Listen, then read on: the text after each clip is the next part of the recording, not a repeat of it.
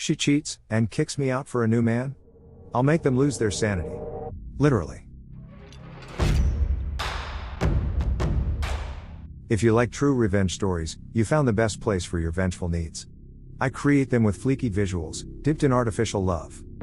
We start off with a heartbreaking story, in which a married wife and a family friend have a secret affair. When they get caught, they both receive a self-destruct button. But will they press it? In this story, the minimum effort for maximum destruction ratio is to be considered outstanding. Followed by a story about a soldier fulfilling his duty, while his girlfriend meets a typical Jody and cheats on him. He was hurt, tired, and even ugly cried. But he knew he couldn't stop now. He could only stop after being done with socially nuking her life. Lastly, a girlfriend that cheats on her boyfriend, and tells him to grab his stuff and get out of her house, because she found a new one. Seriously. But her boyfriend makes sure to leave something behind. Which could be funny to some, but when you unknowingly suffer under it, it forces you to question your own sanity. Making this man either a genius, or plain evil. After you subscribe for new uploads, make sure to smite vengeance on the like button and chuckle uncontrollably, while rubbing your hands together like the true villain you are. Let's dive in. Naturally, viewer discretion is advised. These revenge acts might be disturbing to cheaters. Justin and Sarah have been like family to my wife and I for several years, practically ever since we moved in across the street from them. The four of us were extremely tight. Our kids are the same age as theirs and are all good friends. You could consider us like one big family unit. We did dinner together a few times a week. We went on vacations together. I truly saw Justin as a brother, and my wife and Sarah were very close too. 5 months ago, I was completely blindsided by the discovery of an affair between my wife and Justin. My wife had left her email open on our computer, and I saw an email from her to her longtime therapist saying that Justin would be joining her at an upcoming session again. What the fuck? My mind started racing. Why in the world would Justin be going to her therapy sessions without my knowledge? I did a search and found some other emails to and from the therapist, proving that Justin had been going to sessions together with her for about 6 weeks. I checked our mobile phone account and discovered that, since late summer, they had been exchanging hundreds of texts every day, peaking at nearly 500 a day by the holidays. Speaking of the holidays, my wife and I hosted both of our families for both Thanksgiving and Christmas dinner, and Justin and Sarah joined us either for dinner or after dinner on both holidays. Text records showed that the entire time that they were at our house celebrating with our families, my wife and Justin were texting each other across the room. They were doing that pretty much every time the four of us hung out, for months. And, all day every day just in general. But what bothers me the most, is that they were doing it with Sarah and I right there. I confronted my wife with the evidence and she admitted that yes, she and Justin had fallen in love. It just happened. I don't know how, but I love him and I just don't feel anything for you anymore. I'm so sorry. They had gone on a school district trip together, something had happened in her hotel room, and things had moved quickly from there. She explained, as I lay face down on the couch, unable to look at her, that they had already made plans to move out and divorce me and Sarah, and while they didn't plan to move in together immediately because of the kids, they'd probably do so eventually. So thoughtful of them. The meetings with the therapist were supposedly mostly for the purpose of finding a way to break this to me and Sarah as gently as possible, because they were so very concerned for our well-being. Sarah and I are fairly certain that they weren't planning on telling us about the affair at all, and were simply going to discover their feelings for one another several months down the line, after they'd come up with some other reason to divorce the two of us. My wife moved out 2 months ago. I was, and still am, utterly destroyed. I cry every day. I cried writing the first few paragraphs of this story just now. I worry nonstop about the impact on our kids. But I'm also not exactly a shrinking violet when I feel that I've been wronged. And in this case I was, objectively, very, very wronged. So, a couple of years ago, Justin ran for a Board of Education seat as a pretty extreme underdog. I helped him with his campaign materials and debate prep, and my wife, a well-known school district employee, this becomes important later, got the word out as best she could. Much to our surprise, he actually won in a squeaker, by just a few dozen votes. Being on the board became the center of Justin's world. He joined every committee that he could. This turned into the foundation of his affair with my wife, as they were constantly going to school events and meetings together on evenings and weekends. Once I discovered the affair, my thoughts turned pretty quickly to revenge, and it occurred to me. An extramarital affair between a member of the Board of Education and an employee of the school district was at least bad politics and possibly violated district policy. Making things far worse for them was that my wife was in the running for an open administrative position, and everyone knew that she was more or less guaranteed the job and then the major pay raise that came with it. She had just finished her master's degree in school administration, at the urging of her principal and the superintendent, so that she could be promoted to this specific position. I had plenty of evidence of the affair, texts from both of them admitting to it, text records showing that they were texting hundreds of times a day, emails to and from the therapist, and even more. I considered simply emailing all of the evidence to the board and the superintendent, but felt like I, as the grieving, betrayed spouse, might not be seen as a credible source. So instead, I invented a fictitious furious friend who was planning on showing up to the next board meeting and publicly shaming the two of them for their affair. I told my wife that I'd tried to talk this person down but couldn't guarantee that they wouldn't show up and humiliate them publicly. As I expected, this led Justin to conclude that the only option was for him to preemptively admit the affair to the board. The superintendent subsequently recommended that Justin resign, which he did. Sarah said that he was utterly humiliated and crushed, and barely got out of bed for a few days afterward. Once word of the affair and Justin's resignation started getting around, the superintendent, a longtime friend of both my wife and Justin, contacted my wife and tearfully informed her that it was no longer politically appropriate for her to be promoted to an administrative position within the district. The position that had been lined up for her was later filled by an outside candidate. This sent waves of confusion and rumor throughout the district, as it was pretty well known that my wife was getting the job. The day after she was informed that she wasn't getting the promotion, my wife and I, despite our crumbling marriage, took our son out to breakfast together on his birthday, and a parent stopped by our table to congratulate her on her new role. She said thanks, then excused herself to go cry in the bathroom for a while. I let the dust settle for a couple of weeks, and then, right before my wife moved out, let them in on my little secret: there never was a furious friend threatening to expose them in the first place. Just me. Word of all of this has gotten around our fairly small town, which Justin grew up in and my wife has worked in for nearly 20 years. My wife refuses to talk to me about how things are at work now, but I've heard from some people I know in the district that her formerly spotless reputation has taken a major hit. Justin, formerly a gregarious social presence in our neighborhood and at events and pubs in town, has completely gone underground and barely emerges to mow his lawn. He's moving out soon, to a shitty little townhouse which is all he can afford due to all the child support he's going to have to pay his wife. My wife and Justin claim that they plan on trying to make things work together, despite all the public humiliation. I wish them lots of luck with that. I'm sure it will be a lot of fun to show their faces together in town. The following are some questions I got, and I'll respond to them. Are you and Sarah a thing now? You should totally be a thing, that would be awesome. No. We're friends. We've been incredibly important to each other since this all started and have certainly gotten a lot closer, but not in the way everyone's thinking. This would all be so much harder to deal with if I didn't have her to lean on, and she says she feels the same way about me. We're going through basically the exact same situation with the same players, after all. Justin hasn't moved out yet. Once he does, we plan to go back to getting the kids together more often like they used to. It'll never be the same, of course. She already does come over with the kids from time to time, but it's just tough with Justin's constant presence across the street. Didn't your revenge hurt both sets of kids? Not really. Justin has a day job. The Board of Education was his hobby and his passion, but this didn't affect his income at all. And my wife has been assured that if she wants to pursue an administrative position with another district, she'll have glowing letters of recommendation from her superintendent and principal. It'll mean giving up a lot of work relationships in the process, but given the hit her reputation has taken, I'm guessing she makes the jump sooner rather than later. In the meantime, not moving to an administrative job means that she still has summers off with the kids. Why do you call her your wife instead of your former wife? We're working our way through divorce mediation, but it isn't final yet. We'll be soon. Why didn't you notice all of the texting your wife was doing? Well, I did. It was really starting to piss me off. It was excessive.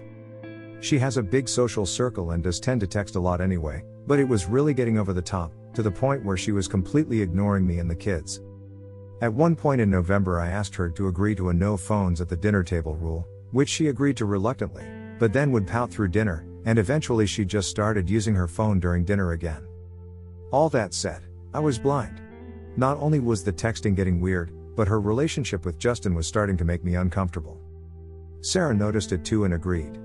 We confronted them a couple of times about it directly and they both swore up and down that it was just school stuff that they were talking about. There was nothing else going on. And for whatever reason, we believed them, probably because the mind tends to refuse to see things that it doesn't want to see. In late May 2016, I asked my crush of 3 years, Kate, out on a coffee date. 3 dates later, we made things official. For the next 7 months, our relationship felt too good to be true. We clicked on so many interests, so we hardly ever disagreed on anything. We were very open with each other, which led to incredible sexy time. We both had good jobs, so we had money to spoil one another, and our families were both enthusiastic about our relationship. In January 2017, I was accepted into my country's Armed Forces Reserve program as a combat engineer. I underwent basic training from February to late April, and was up until then the hardest thing I had ever done. There were several times I thought I wouldn't graduate, and the only thing that kept me going was Kate's words of encouragement over texts and calls. She was there when I received my BTC certificate, and never let me forget how proud she was of me. As part of my job in the reserves, I would have to go away in the summer for advanced training, between early June to late August. Kate fully supported me going 400 kilometers away to the training center and spending almost our entire summer break on work, to further my military career. The summer was brutal on me. I was a social outcast from every clique that formed on our course, and was the butt of several jokes. My self-esteem plummeted through the floor, but Kate's belief in me was what made me prevail. I passed as 5th best on course, and I owed it all to her. But things between us started to sour after returning home. According to her, I wasn't as spontaneous and outgoing as before I went away. I was dismissive, took small jabs and jokes as personal insults, and would rather stay in, watch movies, and have sex instead of going out. Unbeknownst to both of us, I had developed some nasty social anxiety due to the events of the summer, and it started affecting our relationship. Nearing our 2-year anniversary in 2018, we got into a heated argument over a small misunderstanding, and subsequently broke up. I was incredibly distraught, before she texted me 3 days later and said she wanted to try and fix things. I didn't see her for 3 weeks, but we kept in touch every day, slowly mending things. When we officially got back together, nothing felt the same. Every time I talked with her, it was as if I was walking on eggshells, and it only worsened my anxiety, which in turn hurt our already damaged relationship. Then things finally came to a head at the end of July. While in school, Kate had met a dude named John. She saw in John what she used to see in me, and they quickly became very close friends. He consoled her through our breakup and every little time I messed up afterwards. For the record, I knew of John, but never thought Kate would ever do anything with him. One night after work, we had planned for me to stay the night at Kate's place. I arrived to see the two of them chilling on the living room couch. Kate said that John had dropped by for a spontaneous visit, and he was just leaving. After John left, she became cold and distant. I slowly accepted that our relationship was dead, and asked her how things were between us. She echoed my thoughts, and we agreed to break up the next day. She said I could stay the night one last time, seeing how it was late and she was still caring towards me. From there on until she fell asleep, Kate became uncharacteristically glued to and protective of her phone. In the past, she wouldn't care if I had glanced over to catch her and her friends texting about whatever, but now she did her best to hide the screen from me. I asked her about it, and she said it was private stuff, which only raised more questions. After she fell asleep, curiosity got the better of me. I unlocked her phone, I knew her passcode, and found hundreds of messages between her and John. Messages about how she was now single, how exciting it was that they could now be a couple in public, and laughing at me about every little thing I did. I quietly sobbed as I read through each hurtful text. My crying wasn't as quiet as I thought. Kate stirred, and once she realized what I was doing, she threw a fit. I couldn't find the anger or words to combat her, so I just grabbed my stuff and left, with Kate shouting and yelling at me the whole time. It was late in the morning when I got home. I just broke down and ugly cried all night. I called in sick for work the next day, and spent it sulking in my bed. The day after, I got several angry texts from Kate's friends and family. In a bid to save her image and denounce anything I might say about her, she told anyone she knew that I had forced myself upon her that night, in one last attempt to get some before we broke up, and left after the deed was done. Though what I had done was scarring, She refused to press charges because she didn't want to make a circus of her life in court, and was the bigger person by doing so. I spent the next few months in total fear that her allegation would have me discharged from the army, with my image forever tarnished, for something I didn't even do. Luckily, no such thing ever happened. 5 months afterwards, Kate messaged me. After pleasantries, she basically apologized for the whole thing, and actually admitted to faking it, though she would never publicly admit it to save her own reputation. Funny how this works in her brain, because my image could be damned and she couldn't care less. This angered me, but I kept cool. I screenshot the text and continued talking with her. Over the next 3 months, she entered into a cycle of events as follows. She would complain about her current life situation, usually about John screwing up in their relationship in one way or another. She would come to me asking for advice, while trying to lament our relationship. Telling me how I never screwed up like John did, how she wished we could go back to the way things were, blah blah blah. She would start to ignore me, because John would pull his head out of his ass, maybe because he knew she was messaging me so often. He would do some huge romantic gesture, and save their relationship, going on a smear campaign on social media about the relationship I had with her. In the process employing her friends for help, knowing in full that I would see it all, and trying to bait me into an argument. This would work. She would team up with him and try to turn the argument around and paint me as the bad guy, and then blocked me for about a month. After this, she would repeat this whole cycle again and again. This happened 3 times like clockwork, and always left me burnt out and broken. But don't feel bad for me, part of me wanted it to happen. Because each time it did, I took screenshots of every damning thing she said. I had a full SD card of everything, which I neatly compiled. I kept saving them until finally deciding, it was time. Making several picture copies of the worst text messages I caught. I bought several manila envelopes and mailed them to everyone I thought would matter. I sent it to Kate, her parents, grandparents, extended family she was super close with, best friends, work boss, coworkers, teachers, whoever I could find a mailing address for. I made sure that anyone getting the envelope would know that the texts were between me and Kate, and sent them off. Within 3 weeks, I got results. Some of the people who messaged me to shame and insult me before now apologized for their words. My favorite was from her own parents, who went on to say that they were deeply sorry about their daughter's behavior, how they raised her to be better than how she acted. They asked me to please not pursue any legal actions. The thought had crossed my mind, but I didn't have the money nor the mental fortitude to fight a legal battle. I told them I'd think about it, and that they'd be the first to know besides Kate if I did. Kate sent me some texts as well, with things like, "How could you betray my trust like that, or you ruined my life, you bastard."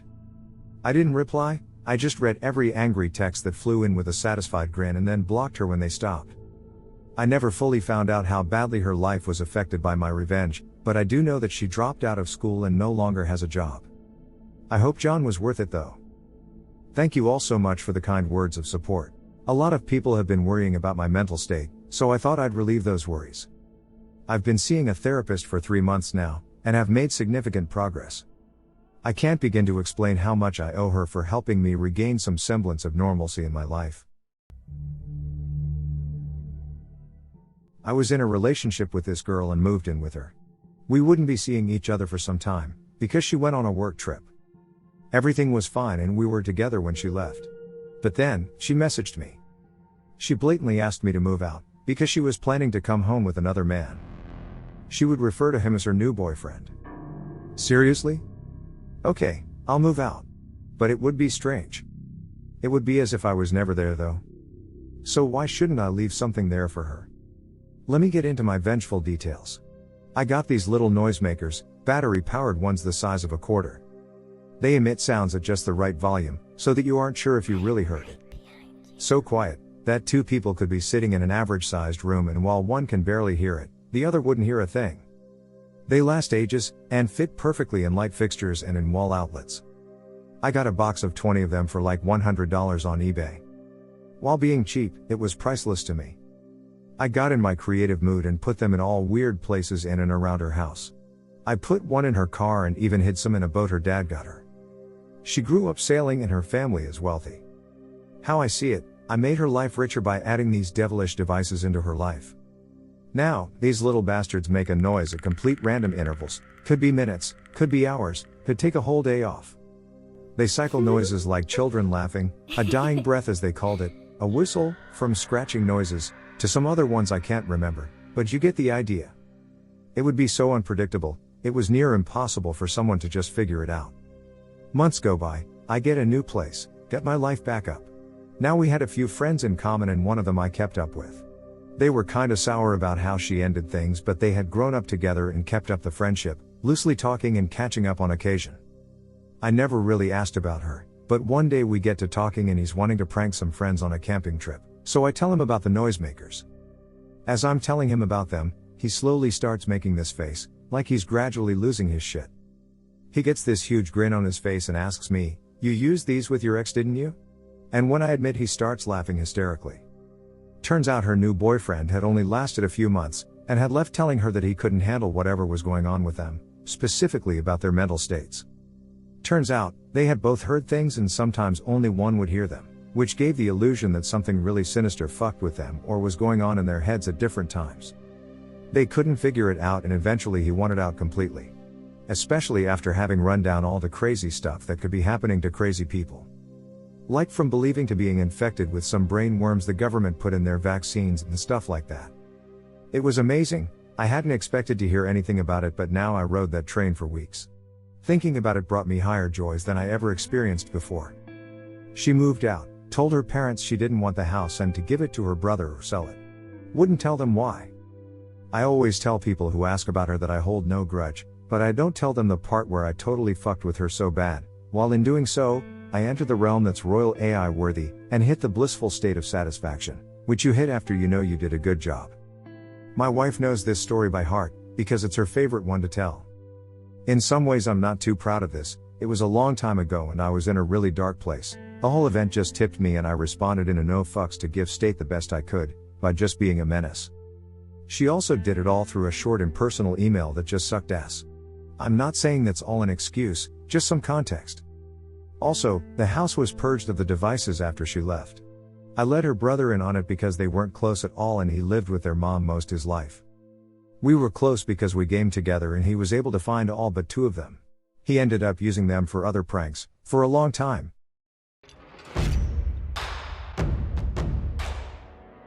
Thank you for enjoying this episode, which was made with artificial love. Subscribe to receive future episodes, and tickle the like button for good karma. Do you have any experiences surrounding this topic? Share yours below, I'll join the conversation. And I'll be seeing you in the next one.